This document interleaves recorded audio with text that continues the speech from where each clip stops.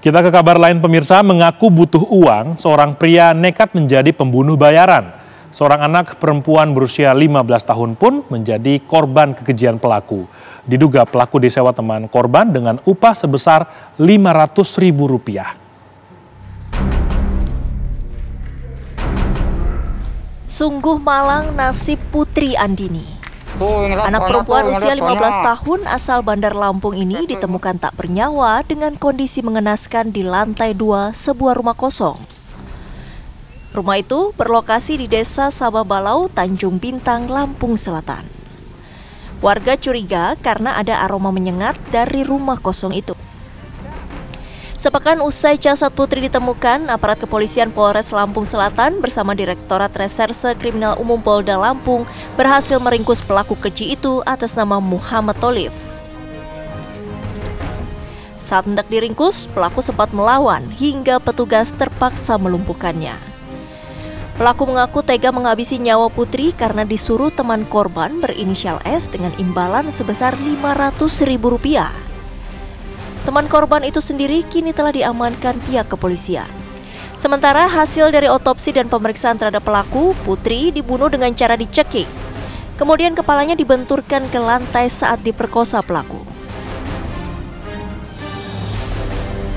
Pertama, kalau berdasarkan keterangan tersangka, diminta untuk melakukan oleh si inisial S dengan jaminan bayar Rp500.000. Kemarin yang bersangkutan mengatakan belum menerima uang, tapi tadi barusan dikatakan sudah menerima uang. Pelaku dikenakan pasal 340 KUHP serta Undang-Undang Perlindungan Anak dengan ancaman hukuman maksimal hukuman mati. Memiliki ciri-ciri perkiraannya 15 sampai dengan 20 tahun. Ya, alasan pelaku menghabisi nyawa Putri Andini karena ia dijanjikan bayaran Rp500.000 oleh seseorang yang disebut-sebut sebagai teman korban. Tapi mengapa pelaku juga memperkosa korban? Lantas adakah dendam di balik kasus ini? Untuk mengetahui informasi selengkapnya, kita telah terhubung dengan Kasat Reskrim Polres Lampung Selatan, AKP Hendra Saputra. Selamat sore Bapak, selain mengincar iming-iming Rp500.000 Pak dari orang yang menyuruhnya ini, mengapa pelaku sampai harus memperkosa korban terlebih dahulu Pak sebelum melakukan pembunuhan? Jadi pelaku ini sudah kenal dengan korban dan kenal sama saudara S. Jadi sebelum malam kejadian, si pelaku ditelepon oleh saudara S untuk datang ke kos-kosan.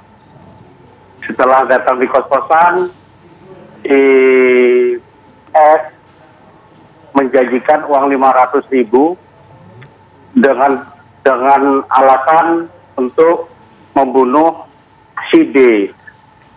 Jadi dengan persetujuan mereka berdua, si pelaku mengiyakan. Namun si pelaku minta supaya D mau dibawa oleh pelaku. Sehingga dijanjikan dengan si korban, dengan si S, bahwa si pelaku akan membawa korban, akan diberi uang Rp500.000. Korban akhirnya menyetujui. Di jam 11 malam, korban dijemput pelaku di janjian di luar kos-kosan. Setelah dibawa oleh pelaku,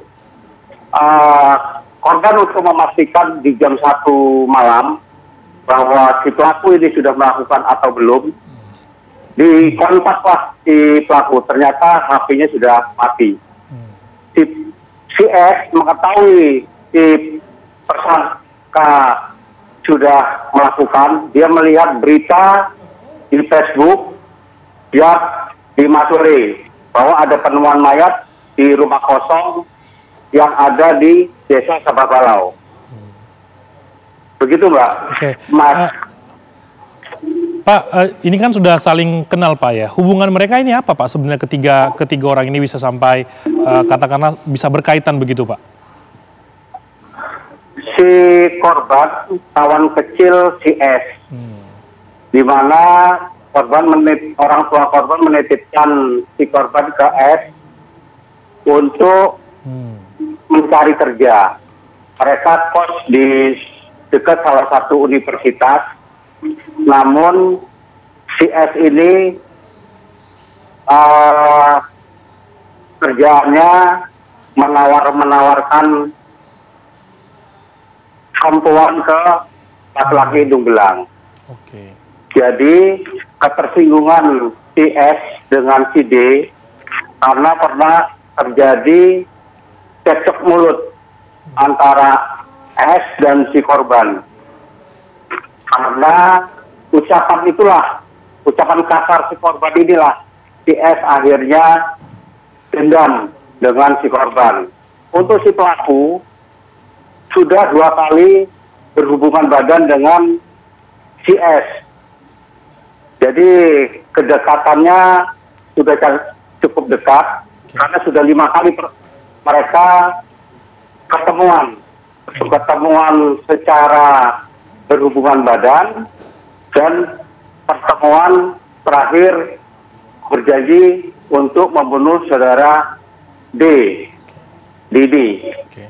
Baik, terima kasih Pak Kasat Reskrim Lampung Selatan sudah meluangkan waktunya bergabung bersama kami di Ragam Perkara sore ini. Terima kasih banyak Bapak.